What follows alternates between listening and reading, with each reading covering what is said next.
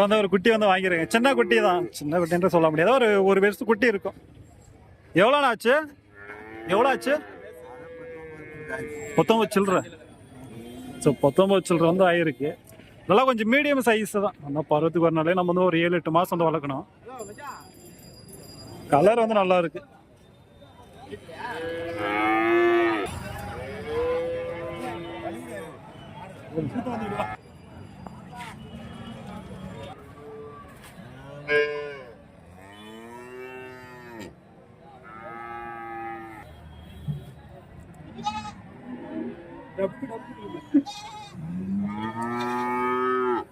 எவ்வளோ ஆச்சு?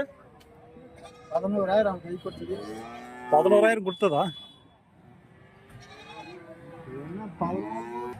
நல்லா இருக்கு குட்டி. 11,000 கொடுத்து வாங்கியிருக்கோம்.